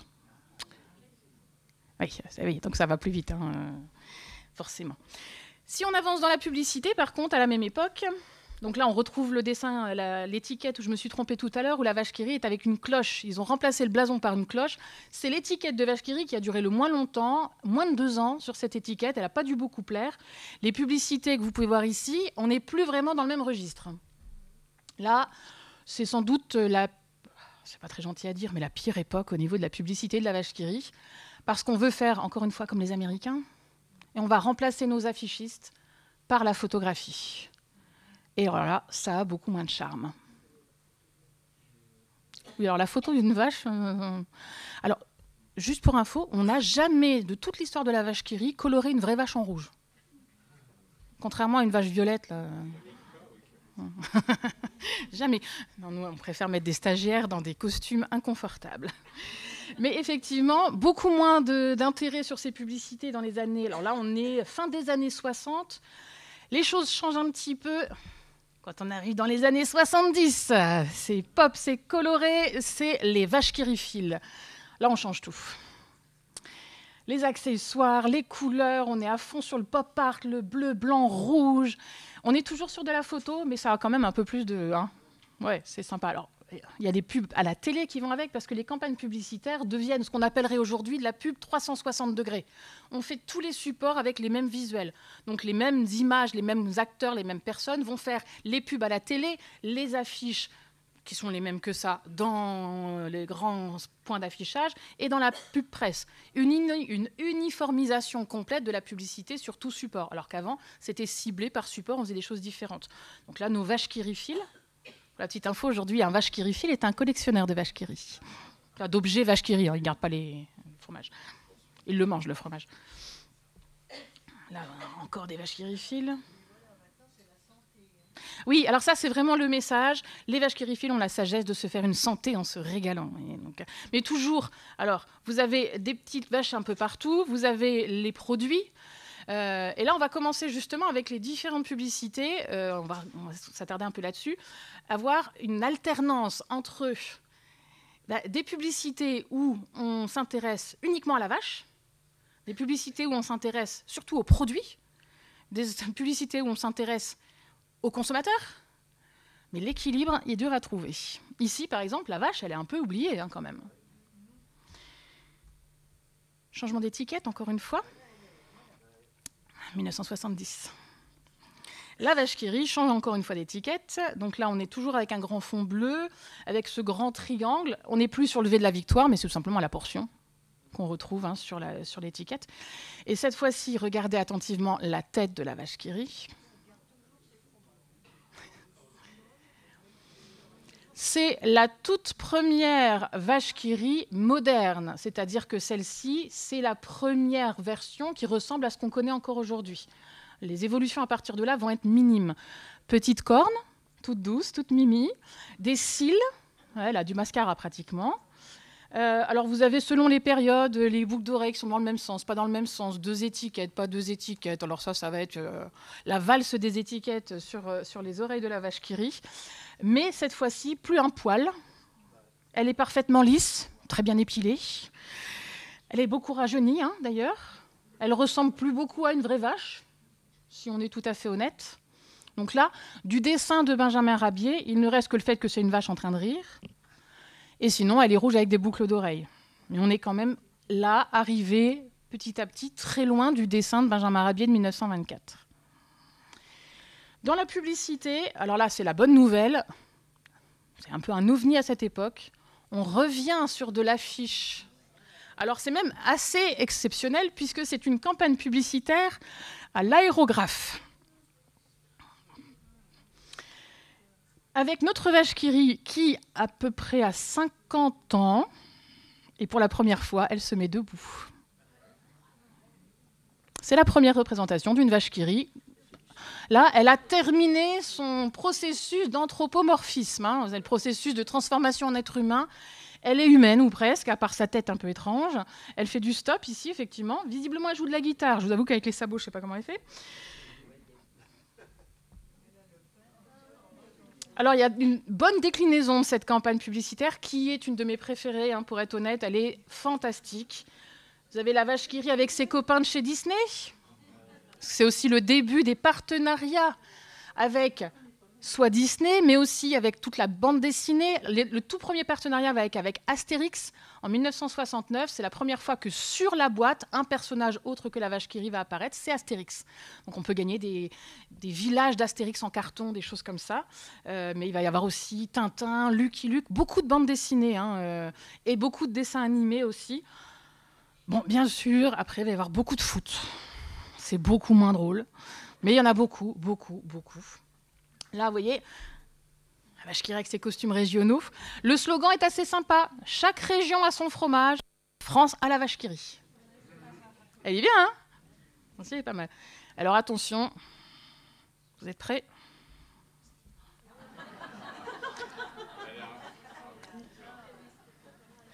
Quand je vous disais... Alors là, on osait, hein. Ouh, la vache qui rit. Alors celle de gauche, là, je n'ai jamais osé la mettre dans le musée. La vache qui rit qui fume. Bon, c'est l'époque, hein. Si vous regardez attentivement, vous avez les deux têtes, la tête de Rabier et la tête plus jeune. Donc visiblement, la vache qui rit serait avec sa grand-mère, ou sa mère peut-être, je ne sais pas. Mais on a les deux époques là, hein. C'est assez sympathique. Et puis, bah, alors la vache qui rit à droite, alors celle-là, elle est osée quand même, hein. Mais le slogan est formidable, hein. Levi's, Coca-Cola, la vache qui rit. On lâche le micro, on a fini, on a tout dit, les plus grandes marques du monde, apparemment. Mais elle montre bien son Levi's, hein. C'est pas mal, hein. On va faire une petite parenthèse rapide sur les autres produits, parce qu'il n'y a pas que la vache qui rit, donc je ne suis pas là pour parler trop des autres produits, mais il va y avoir un petit frère de la vache qui rit qui va être lancé en 1960.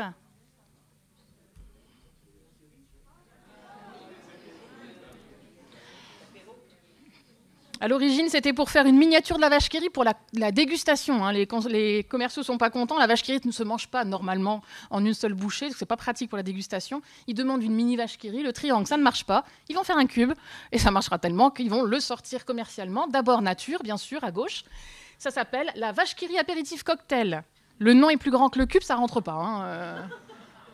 Le mot cocktail a été rajouté exprès parce que le but, c'est de pouvoir toucher les couches de la population qui dédaignent la vache qui rit, jugée trop populaire. Donc on va aller dans les cocktails, les vernissages, les soirées mondaines. Je ne suis pas sûre que ça ait bien marché. La péricube n'est pas vraiment synonyme de soirée mondaine de la haute société, hein, pour être honnête. Et puis à droite, vous avez l'évolution vers apéricube. Avant l'invention du slogan qui a duré le plus longtemps, vous le connaissez probablement, un gros cube, un petit cube, c'est l'heure de l'apéricube. On aime bien les slogans marquants quand même chez nous. Autre marque, lancée en 1966. C'est la même chose que la vache qui rit, fabrication identique, c'est juste les matières premières qui changent. On remplace le fromage à pâte dure par du fromage frais et on remplace le beurre par de la crème. Sinon, c'est la même chose. Et on va lui donner un nom qui existe déjà d'ailleurs comme marque de défense pour éviter qu'un concurrent ne l'utilise. Qui rit. C'est le diminutif de vache qui rit, tout simplement. Et oui, encore un truc que vous n'aviez jamais remarqué. C'est impressionnant, hein? avec le slogan le plus connu qui a duré des décennies, le fromage pour les gastronomes en culotte courte et en jupe plissée dans les années 60. On l'a oublié, la jupe plissée, hein. Le slogan, donc, qui commence en 1966, va durer jusque dans les années 90 quand même. Avec, oui, dans les publicités à la télé, on finit les pubs par « Kiri, kiri, kiri ». On va voir les vaches. Eh oui, ouais, je suis une enfant de la télé. Et puis, autre produit qui va se décliner aussi, le Babybel, qui était un gros fromage. Le premier Babybel, très gros, date de 1931. C'est un vieux fromage. Mais il n'avait pas été un grand succès au départ. Mais c'est après la guerre, en 1952, qu'il va être relancé avec une grosse campagne de pub. Et en 1977, ils vont décider de faire un mini Babybel parce que l'entreprise a dit, quitte à faire des portions, on va continuer. Donc aujourd'hui, le mini Babybel a largement dépassé le Babybel classique, qu'on trouve encore en supermarché, mais il faut le chercher. Puis il n'est pas très pratique. Donc le mini, c'est beaucoup mieux. Ça donne l'impression que c'est un gadget. Ce n'en est pas un, hein. C'est un vrai fromage. C'est une meule qui est affinée de cette taille-là. Et ensuite, on met la cire autour. Dans les secrets industriels, la fabrication du Babybel, ça, c'est un secret. Tout comme la fabrication de la péricube. Alors celle de la vache qui rit, on la trouve partout. Babybel qui va avoir aussi quelques très bonnes campagnes de pub. Dans les années 90, ils vont bien s'amuser quand même, hein. Le naturiste, il est quand même pas mal, hein. Alors, il va y avoir une proposition de pub identique pour la vache qui rit. C'est la pub de la vache qui rit, ils vont lui enlever ses boucles d'oreilles et ils vont mettre naturiste. Elle a été refusée par la direction. J'ai la maquette, mais elle a été refusée. Après, rapidement, donc, l'entreprise va développer la vache qui rit à travers la planète entière. Ici, c'est en Suède, en Espagne, donc d'abord en Europe, ensuite au Maroc, où la vache qui rit s'installe à partir de 1974. Ne dites, s'il vous plaît, jamais à un Marocain que la vache qui rit, c'est pas marocain. 70% de la population marocaine est persuadée que la vache qui rit est d'origine marocaine. On les laisse croire. Il y a la plus grosse usine mondiale est à Tanger. La deuxième plus grosse usine mondiale, alors elles sont en concurrence, elle est à Alger. À savoir si c'est les Algériens ou les Marocains les plus gros mangeurs de vaches qui rit, ils sont en compétition sérieuse. Ah oui. Donc vous voyez, avec une diffusion de la vache qui rit qui est vendue dans des boîtes géantes. Elle est vendue à la portion là-bas. Chez nous, c'est interdit. Et oui, tout le monde n'a pas les moyens d'acheter la boîte, donc on peut acheter juste sa portion avec son bout de pain. Elle est vendue sur les marchés. D'ailleurs, on a un programme caritatif, entre guillemets, où on va former des gens pour faire ils font de la vente à la sauvette. On va leur proposer d'être formés. On leur propose, alors certains, on va leur proposer la petite carriole, je crois que j'en ai une photo ici, la petite carriole réfrigérée pour vendre leur vache qui rit. Et puis, on leur permet d'ouvrir un compte avec des micro-prêts, etc. On leur crée une mutuelle. Donc, il y a plusieurs milliers de vendeurs à la sauvette. Aujourd'hui, dans le monde, la vache qui rit est plus vendue comme ça qu'en supermarché, si on prend la totalité des ventes mondiales. Donc c'est assez impressionnant quand même.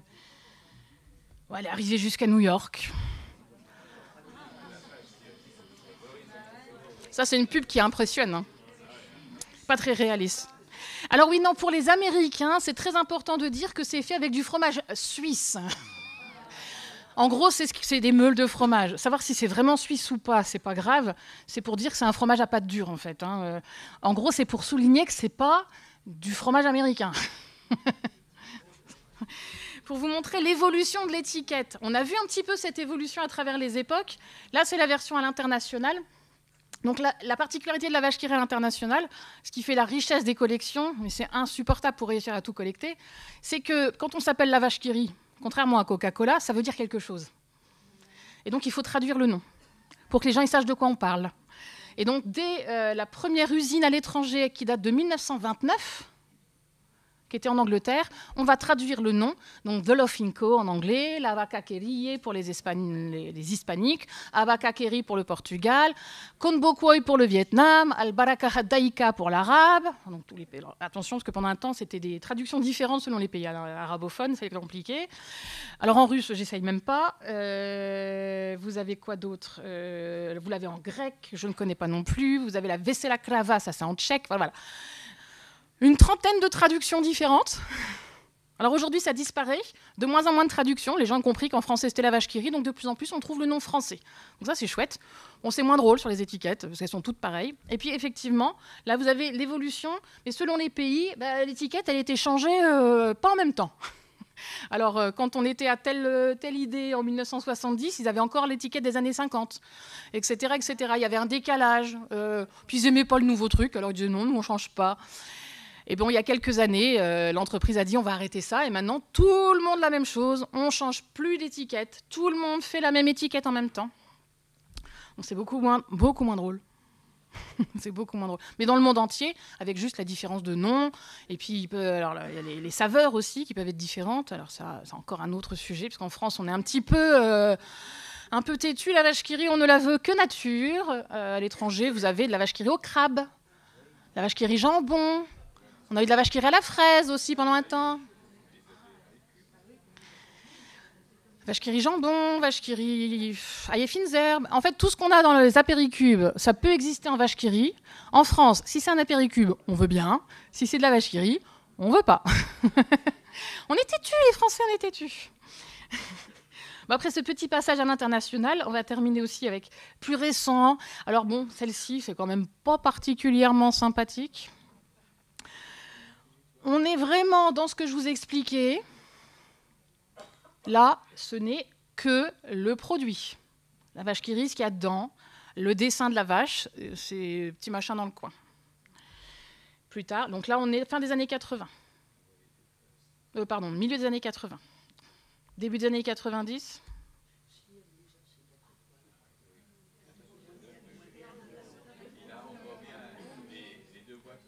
Mais pour ceux qui n'arrivent pas à lire, j'ai les oreilles décollées et un gros nez, mais je garde le sourire.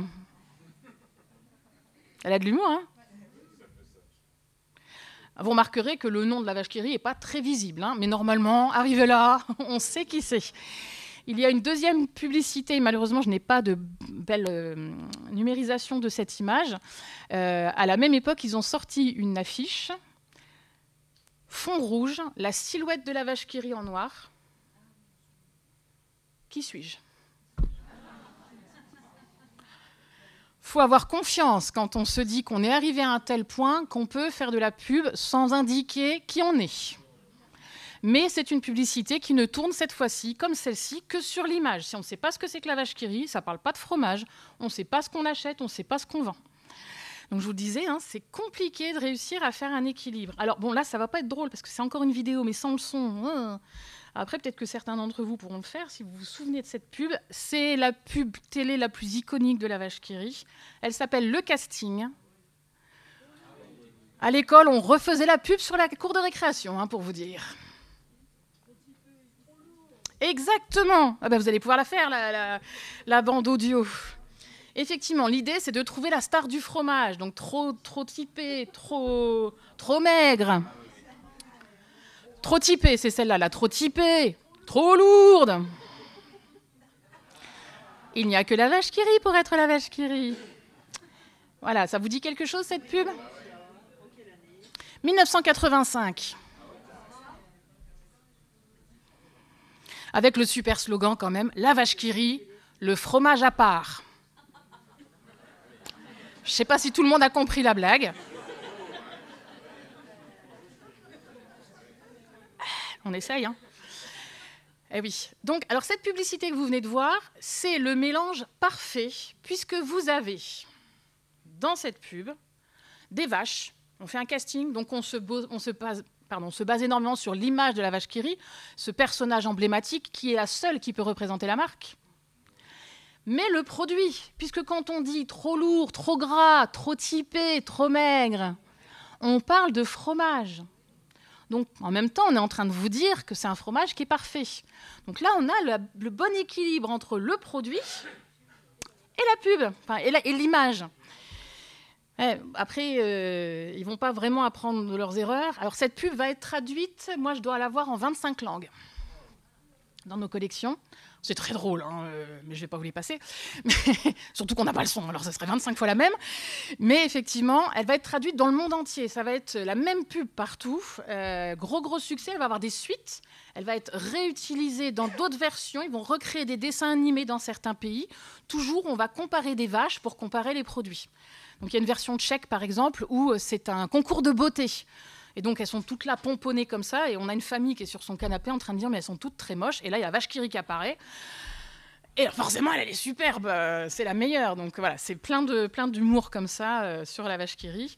Alors, cette pub-là, elle est très emblématique aussi.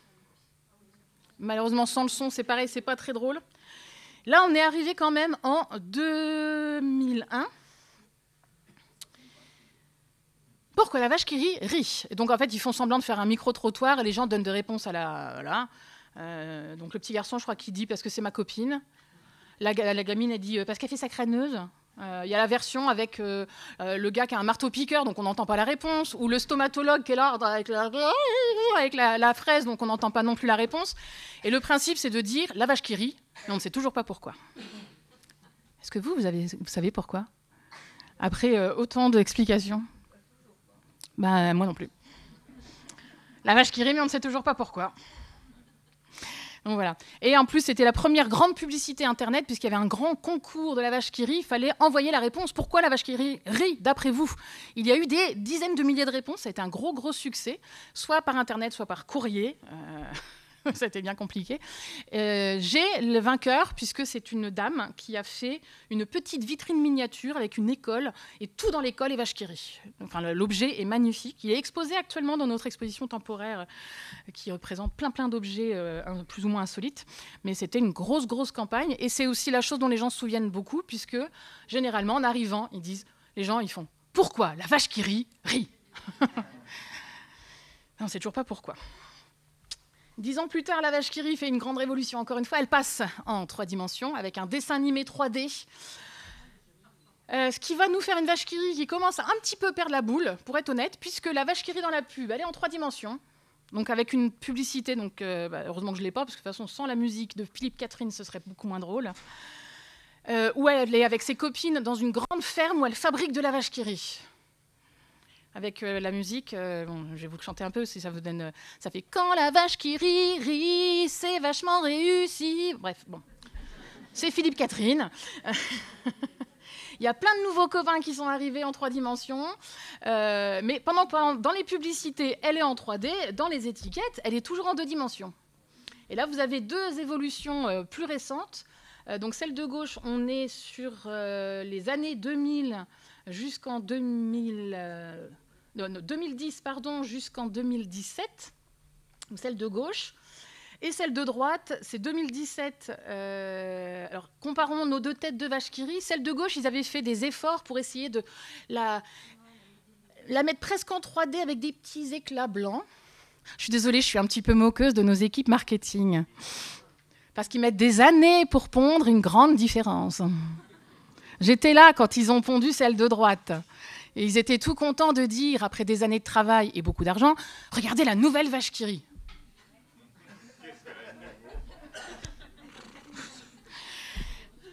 Alors, celle de droite, ah non, elle est nouvelle. Alors déjà, on retrouve la portion sur la boîte. Alors, en 85, le paysage jurassien a réapparu. Alors, est-ce que c'est le Jura ou pas? Ça manque d'arbres, mais bon. Ouais, c'est une plaine. Et au niveau de sa tête, si vous regardez entre les deux, elle est très adoucie encore. Elle est très rajeunie. Elle est très simplifiée. On a encore enlevé quelques traits. Elle est de plus en plus stylisée. Moi, l'impression que ça m'a donné, honnêtement, c'est que là, c'était la Babydol, la vache qui rit Lolita. Elle avait vraiment rajeuni. Là, elle n'a même pas 20 ans, là, la vache qui rit. Je ne sais pas où on va arriver après. Bon, ils se sont calmés. La version derrière, malheureusement, que je n'ai pas. Donc, je vous incite à aller dans votre supermarché le plus proche et acheter une boîte pour voir à quoi elle ressemble aujourd'hui. Ils ont un petit peu arrêté le côté bébé là, de la vache qui rit. Mais là, on est sur les dernières versions un petit peu de ces dernières années. Alors, ce qui est assez amusant, c'est que depuis 1985, on n'a plus le fond tout bleu. On a ce paysage bleu-vert qui a été décliné. Donc les deux là. Là en bas, on voit ici encore la version d'avant. Enfin bref, donc ils s'amusent bien. Donc ces dernières décennies.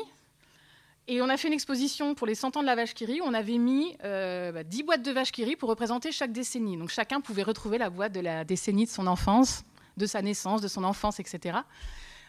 Et en fait, les visiteurs qui regardaient les 5 dernières boîtes, ils étaient... J'avais même pas remarqué que ça avait changé. Et est-ce que vous avez remarqué tous ces changements ces dernières années ? Et donc en 2020, la boîte de vache qui rit, il n'y a plus du tout de fond bleu et vert. Le fond est tout blanc. C'est une planche de bois blanc avec la tête de la vache qui rit et puis 3 brins d'herbe sur le côté avec une pâquerette. Oui. Moi, j'étais contente quand ils ont sorti la version blanche parce qu'au moins pour une fois, ça changeait un petit peu. Mais il y a eu beaucoup de plaintes des consommateurs qui n'étaient pas contents qu'il n'y ait plus le bleu et vert derrière. Hein, oui, Donc la vache qui rit, pour résumer, puisque j'ai terminé la présentation, on arrive aujourd'hui. La vache qui rit a beaucoup changé depuis le départ. Hein, rappelez-vous de la vache à 4 pattes, la vache de Rabier, puis les évolutions, toutes petites évolutions, puis l'évolution de sa publicité, qui sont le reflet de l'évolution de la société française. Finalement, avec les messages publicitaires, avec les styles de l'époque. Hein, elle est toujours dans ce qui se fait à l'époque, forcément, hein, toujours à la pointe de la publicité. Une grande évolution, mais avec, quand même, personne ne s'en est rendu compte. La recette évolue constamment, personne ne s'en rend compte.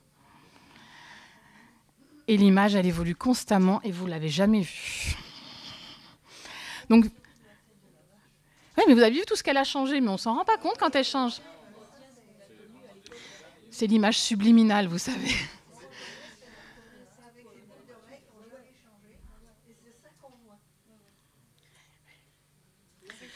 comme la pub trop typée, tout ça.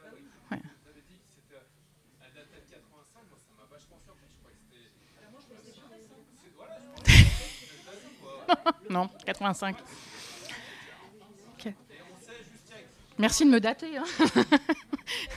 Oui, mais si vous avez des questions à poser, dites-le, je vous donne le micro. Alors, qui démarre ? Ah, oui.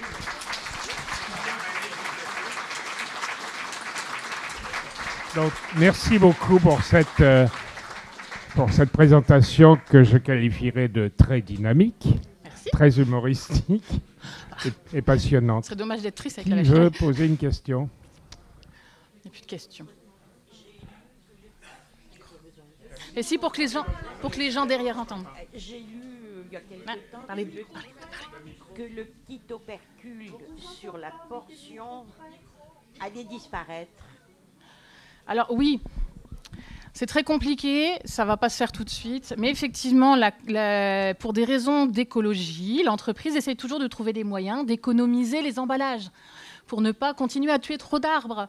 Et donc, une des idées qui est en travail, c'est de supprimer l'étiquette triangulaire sur la portion de vache qui rit pour imprimer directement sur l'aluminium. Ce qui existe pour le kiri d'ailleurs, actuellement, hein, le kiri. Alors, certains kiris, ça dépend desquels, hein, pas tous.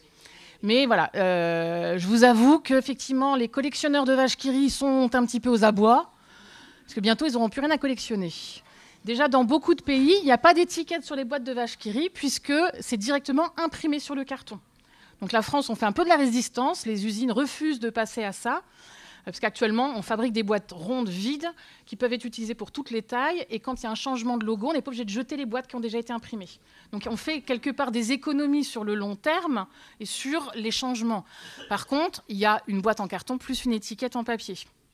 Donc, plus l'emballage à l'intérieur, hein, parce que portion dit sur emballage. Donc, c'est un point très compliqué chez nous, parce qu'on est très fiers de la portion qui permet de faire des économies et tout ça. Mais en contrepartie, ça fait plus de dépenses d'emballage. Donc, c'est toujours un équilibre compliqué pour l'entreprise. Mais effectivement, aujourd'hui, on travaille, ce serait de supprimer l'étiquette triangulaire. Ça ne plaît pas beaucoup à certaines personnes, les collectionneurs surtout. Puis il n'y aurait plus la petite lettre derrière pour jouer au petit bac. Bon, qui va poser une question ? Quel est le poids économique de l'héritage de M. Bell aujourd'hui, 120 ans après ? Alors, J'ai pas forcément beaucoup de détails sur le poids. Alors, la dernière fois que j'avais regardé, la famille, ils étaient, je crois, 40e fortune de France. Ce qui ne veut pas dire grand-chose quand on voit les fortunes qu'il y a devant. Hein, je vais vous dire, ils sont loin derrière certains. Le chiffre d'affaires de l'entreprise tous les ans, on est à peu près à 3,5 milliards d'euros de chiffre d'affaires annuel. Mondial, oui, le chiffre d'affaires mondial de l'entreprise. Alors, c'est beaucoup pour une entreprise française. Par contre, par rapport à d'autres entreprises que, j'allais dire, je ne citerai pas, mais je peux en citer d'autres, hein, genre Lactalis, c'est pas vraiment nos copains, ou un Nestlé, par exemple, là, on est sur 10 à 20 fois plus de chiffre d'affaires, etc. Donc, avec des façons, l'entreprise et la famille ont volontairement fait une progression constante depuis 100... Donc là, pour l'entreprise Bell, on est à 160 ans cette année pour l'entreprise, l'entreprise familiale, mais avec une progression qui a été très maîtrisée par l'entreprise, par la famille, d'une part parce qu'ils ont le moins possible fait participer les banques dans le financement de l'entreprise. La famille a toujours préféré réinjecter ses bénéfices dans le développement de l'entreprise. Donc se payer moins de bénéfices pour que l'entreprise se développe. Comme ça, les banques n'ont pas la main mise sur quoi que ce soit. Il y a le moins possible d'actions, on en parlait ce midi, le moins possible d'actions qui sont parties à droite à gauche. Et aujourd'hui, la famille, d'ailleurs, a racheté la quasi-totalité des actions qui y circulaient pour avoir un contrôle total de l'entreprise et ne pas avoir des actionnaires purs et simples qui ne font pas partie de la famille qui pourraient imposer des décisions qui sont contraires aux valeurs de l'entreprise et de la famille. Donc, et puis, jusque récemment, ils ont fait que du fromage. Les autres ont toujours fait d'autres choses. J'ai dit jusque récemment, puisque depuis quelques années, l'entreprise a racheté MOM. C'est l'entreprise qui possède Montblanc Materne, les compotes. Donc maintenant, on fait de la compote. Voilà, ça fait très bizarre, mais on fait de la compote. Combien d'usines dans le monde? Oui, combien d'usines dans le monde? Mais non, mais enfin. Mettez le micro près de votre bouche, c'est tout. Combien d'usines dans le monde? L'enregistrement, on n'entend pas. Bon, pour vous, hein, si vous voulez pas. Combien d'usines dans le monde et combien d'employés? Alors, oui, combien d'usines dans le monde et combien d'employés? Je répète la question. Oui, après, oui. Alors, l'entreprise complète avec tous ses produits, on est à une trentaine d'usines à travers le monde, dont 15 pour la vache qui rit. Ça représente aussi une trentaine de marques, hein, je n'ai pas précisé. Il y a les marques qu'on connaît, c'est ce qu'on appelle les marques cœurs, qui sont un peu partout dans le monde, mais il y a aussi plein de marques régionales qu'on ne connaît que dans un pays. Par exemple, en France, il y a une marque qui a été rachetée dans les années 50, que vous connaissez probablement, qui s'appelle le Port-Salut, qui depuis les années 50 était un fromage de chez Bell. Et d'employés, on est, alors ça fluctue beaucoup, mais on est environ 12 000. 12 000 employés à travers le monde. Donc rien que le siège social qui est à Suresnes, ils sont, je crois, 900. L'usine de Lons-le-Saunier, c'est 350 à peu près. L'usine de Dole doit être à peu près à 400 personnes. Vous imaginez, les usines en Algérie et au Maroc sont plus grandes. Donc, autre question? Alors, moi, je me souviens, dans les années 80, on avait la vache Grosjean. Voilà. Est-ce que vous n'avez pas vraiment aujourd'hui, entre guillemets, de concurrence? Voilà. Merci. Alors, la vache Grosjean, c'est toute une histoire. Moi, j'aime bien dire, c'était la concurrente la plus sérieuse de la vache qui rit. Alors, pour l'histoire, en 1927, un fromager de Lons-le-Saunier, qui s'appelle Grosjean, décide de faire un fromage fondu. L'usine est à 800 mètres de l'usine de la vache qui rit. Et il a la bonne idée d'appeler son fromage la vache sérieuse. Ça vous déplacer. Ouais. Alors, je ne sais pas si vous connaissez les lois contre la contrefaçon en France, elles sont un peu compliquées, mais à l'origine, la loi française indique qu'il y a contrefaçon s'il y a similitude visuelle ou sonore.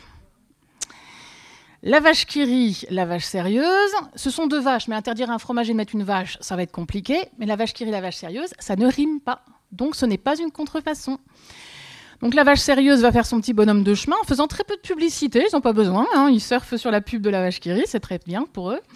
Dans les années 50, ça va se compliquer, entre autres parce qu'ils vont commencer à faire de la publicité en disant la vache sérieuse, la seule qu'on trouve dans les maisons sérieuses.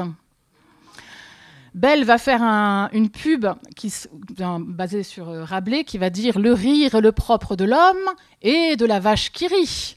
Et eux vont faire une pub disant « Le rire est le propre de l'homme, le sérieux, celui de la vache sérieuse ». La vache sérieuse, la seule qu'on trouve dans les maisons sérieuses. Donc là, ça commence sérieusement à gonfler. Léon Bell, alors là on est à toute fin de la vie de Léon Bell, l'entreprise va décider de faire une marque d'appel. En gros, c'est la même chose que la vache qui rit, mais en moins cher, avec des produits de moins bonne qualité pour les gens qui ont moins de... En gros, aujourd'hui, ce serait une marque de distributeur. Et il va utiliser un dessin de Benjamin Rabier, la vache heureuse. La vache sérieuse va attaquer la vache heureuse, disant que c'est une contrefaçon.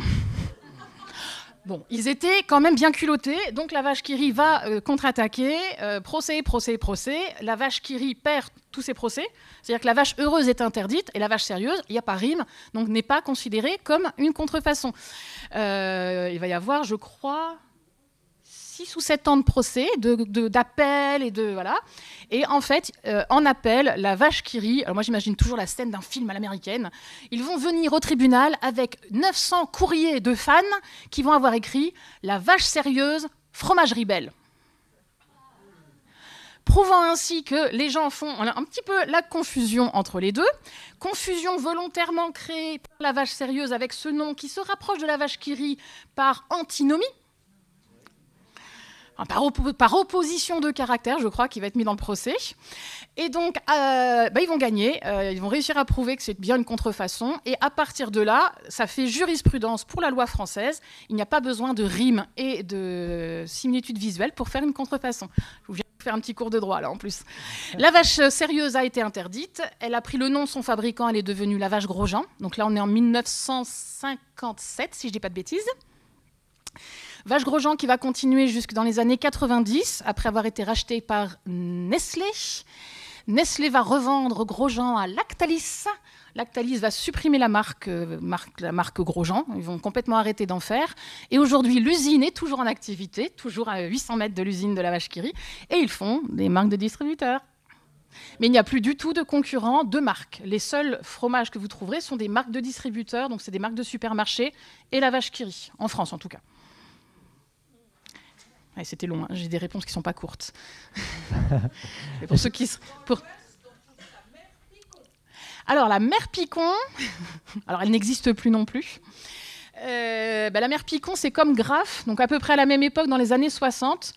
Alors attention, on ne confond pas la mère Picon avec la mère Picon. Dit le picon amer.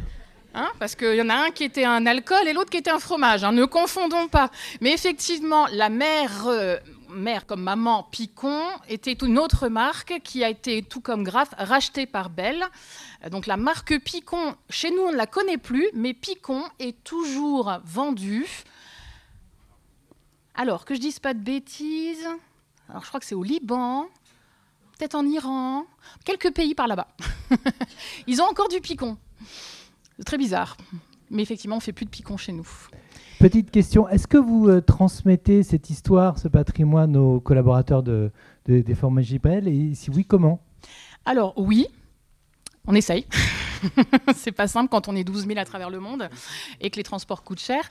Alors pendant un temps, on avait réussi à faire obliger au moins les cadres, je crois, dans leur semaine je sais plus qu'on appelle ça, d'introduction Bell, ils étaient obligés de venir à la maison de la vache qui rit. C'est facile, ils venaient à l'usine de façon visiter l'usine historique, donc ils venaient à la maison de la vache qui rit. Mais entre-temps, il y a eu le Covid, donc ils ont un peu perdu l'habitude, on est en train de les retrouver. Bon, après, ce n'est pas évident. On a des collaborateurs qui ne connaissent pas du tout l'histoire, même certains qui sont à Lons-le-Saunier, qui n'ont jamais mis les pieds à la maison de la vache qui rit, même si c'est gratuit pour eux. C'est pas leur truc. Mais c'est très compliqué. Alors après, il y a l'histoire portion résumée qui fait partie des modules d'apprentissage de qui est belle, etc. pour les nouveaux arrivants. Mais c'est pas évident, surtout à l'échelle internationale. Alors on a un petit projet actuellement, c'est pour faire tourner quelques extraits de la maison de la vache qui rit dans toutes nos usines, avec des objets. Enfin, je prépare mon passeport parce que il va falloir que j'accompagne tous les objets au déballage et à l'emballage à chaque usine. Ça va être sympa. Mais non, c'est pas simple. C'est absolument... Enfin, c'est vraiment très compliqué. J'ai un projet aussi pour faire des conférences au moins au siège, parce que bon, ils ont un bel auditorium, mais c'est pas évident. Oui, j'ai des questions de marketing. Oui. À quel moment a-t-on supprimé la mention 50% de matière grasse ? C'est une très bonne question. Et puis, on va revenir en arrière. Et puis deuxième question, toujours marketing. Ouais. À combien est réduit aujourd'hui le poids d'une boîte ? Parce que j'ai vu qu'à certains moments, on était à 180 grammes. Je vois qu'au Vietnam, on est à 128. 170 grammes, là. Là, ça y est. Voilà. Et donc, aujourd'hui, une boîte, ça pèse combien ? Je dirais qu'on a enlevé la mention apparemment vers 1972, je pense. Sur les 50% ? Ouais. Ça doit être à peu près ça. Alors, au niveau du grammage, ça, c'est très, très compliqué. Parce qu'effectivement, selon les pays, la portion n'a pas le même grammage. Selon le point de vente, la portion n'aura pas le même grammage. Alors, ils ont fait une grosse harmonisation il y a 7 ou 8 ans. Parce que moi, vous savez, quand on a fait la Tour Eiffel, là, j'ai demandé combien on fait en boîte de vache qui rit. Là, ils m'ont regardé comme si j'étais folle. Boîte de combien ?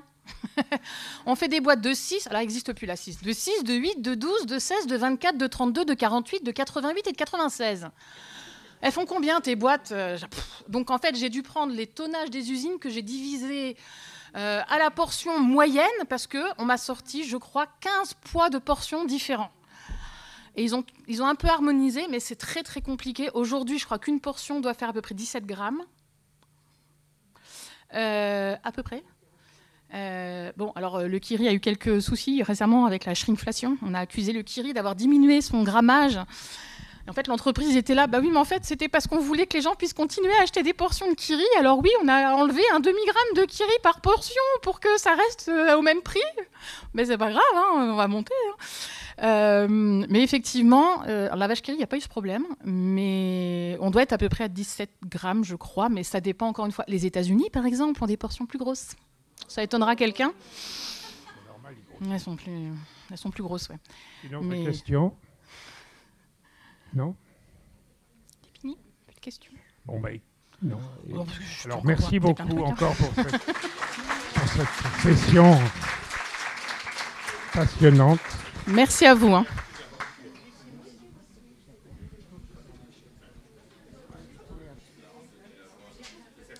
Alors...